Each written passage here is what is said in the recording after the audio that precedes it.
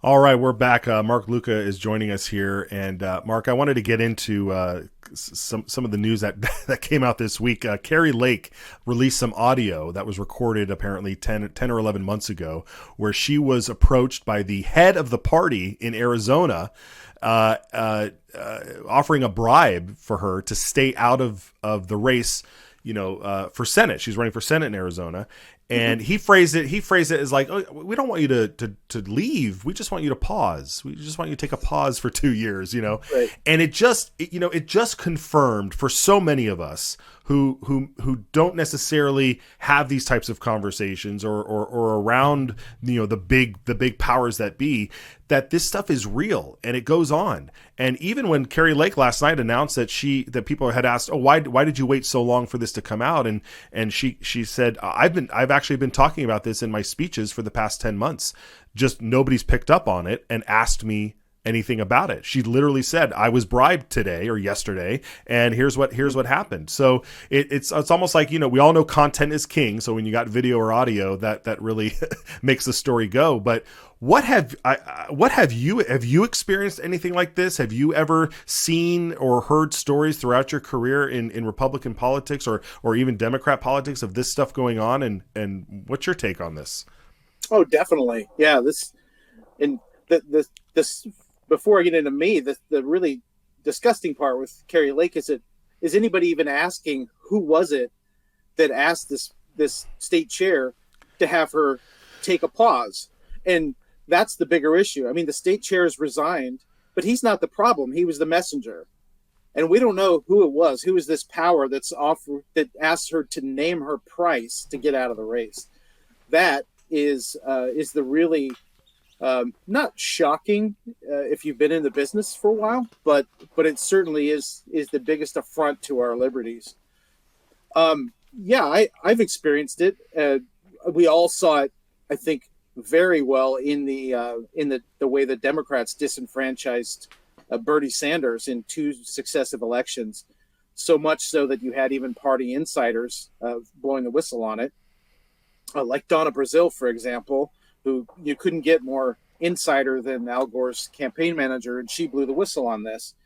And so that sort of thing happens all the time, unfortunately.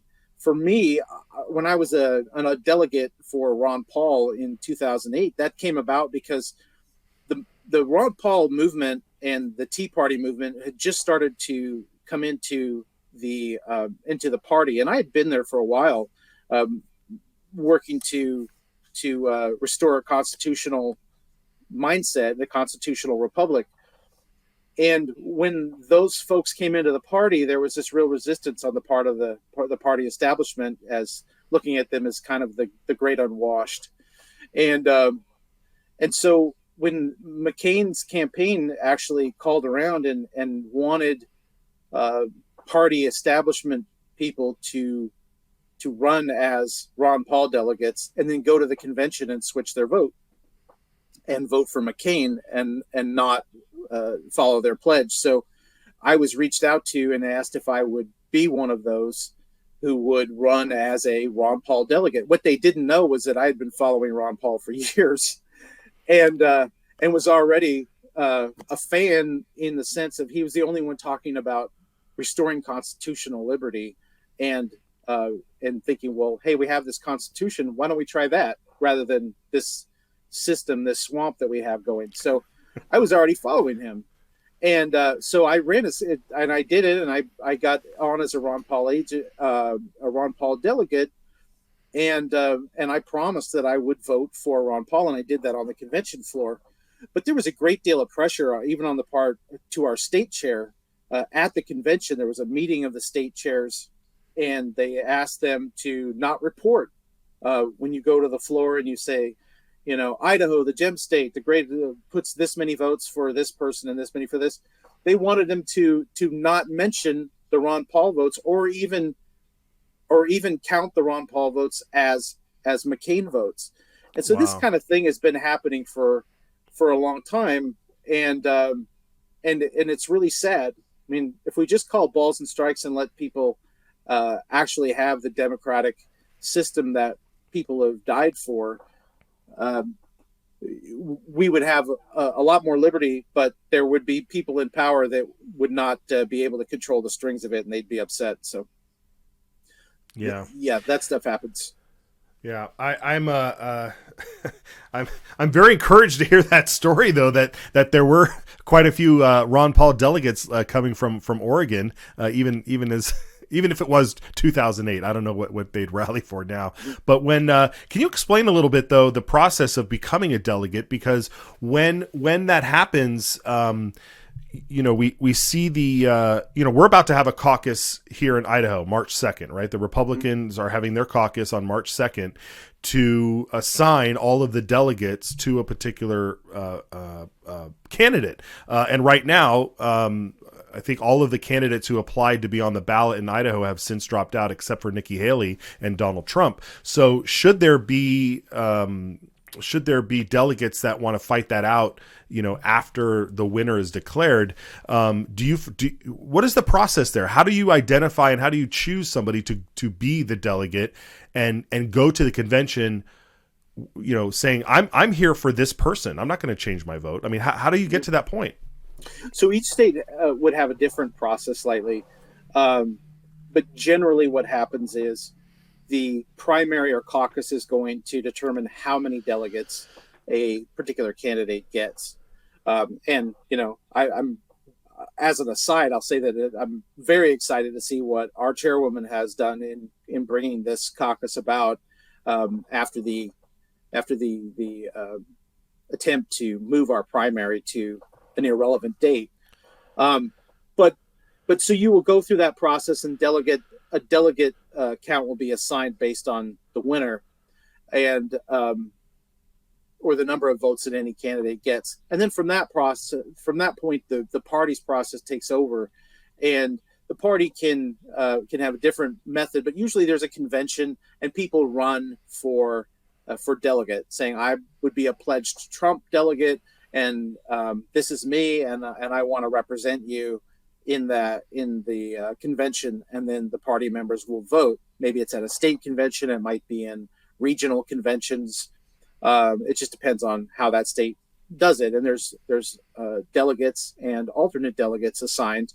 For every delegate, there's also an alternate in case that delegate chooses not to go or can't serve for some reason. And then they go to the convention and they vote for their candidate. You're supposed to be pledged. This is also based on convention rules, but you're pledged to vote for your candidate on the first ballot. And if it goes to a second ballot, then you're a free agent and can vote for whoever. And in my opinion, this is how the Democrats are going to get Joe Biden off the ballot. It'll be through that delegate process. Nobody has to run in the primary and have money spent against him and all of that. If they get to the convention and he bows out, either because he's criminally charged or declared non compos mentis, then suddenly they have no candidate. And what are they going to do? All of those delegates that were pledged to Biden are now free agents to vote for whoever they want. And it gives the party deniability as to why they didn't choose Kamala Harris. They could say, well, the delegates didn't choose it. Right. And the Democrat Party, unlike the Republican Party, the Democrats have added a lot of what's called super delegates. And these are just longtime party loyalists, Congress people, state chairs, and these kinds of people that are going to vote for however the party tells them to vote. That's how they rigged it for Hillary Clinton, by the way. Right. So that system is still in place, and they can choose whoever they want, and that candidate steps in late in the game with no repercussion.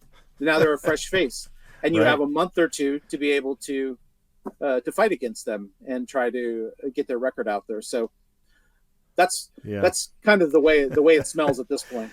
Right. Well, I appreciate that. I love getting into the weeds on this stuff. We're going to have to wrap it up here. I want to have you back and keep tabs on this. This has been a great conversation. So thank you, Marc, for joining us. Anything you want to promote? Anything you want to shout out? You're on social media at all?